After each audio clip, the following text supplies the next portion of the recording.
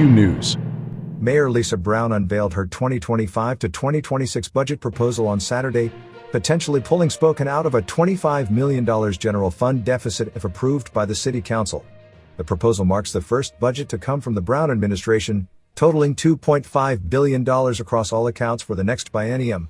It'll likely face tweaks from the City Council but could close Spokane's general fund deficit that would have snowballed to $50 million over 2 years.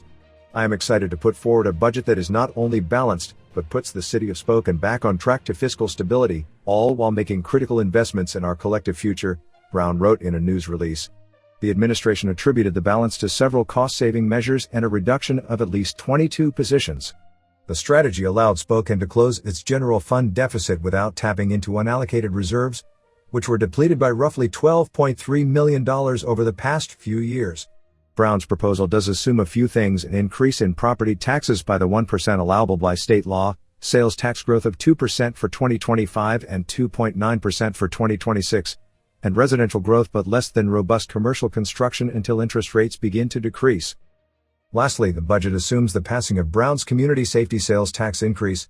This budget reflects the investments outlined in the tax proposal, Brown wrote in a letter to the City Council, including an expanded neighborhood resource officer program, a revitalized SPD traffic safety unit, enhanced resources and equipment for the fire department, and increased case management in municipal court, all aimed at creating safer, more efficient outcomes. The entire budget is broken down into several accounts: enterprise funds at 32%, special revenue funds at 24%, the general fund at 22%, internal service funds at 12%, capital funds at 5%, fiduciary funds at 4%, and debt service funds accounting for 1%. The general fund, where the city's $25 million deficit originates, is the most flexible account, acting as the backbone of city finances, according to the budget overview. It mainly covers police and fire, with courts, legal, parks, and other community services following behind.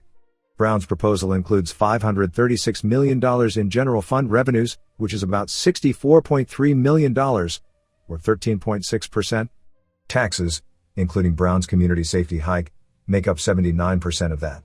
If it fails at the ballot on Tuesday, the city will have to adjust its approach. Meanwhile, Brown floated a similar increase to the city's general fund expenditures, $63.7 million, or 13.5% more than the past 2 years. The projection takes the total general fund spending up to $535.2 million over the next biennium, leaving a surplus of about $802,000. Salaries and wages account for the biggest chunk of general fund expenditures at 39%, but according to the budget overview, personnel account for 85% of the city's total operating costs.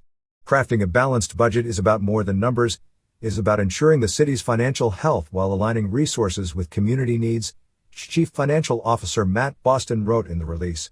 This budget reflects our commitment to fiscal responsibility and lays a solid foundation for sustainable growth and improved resources.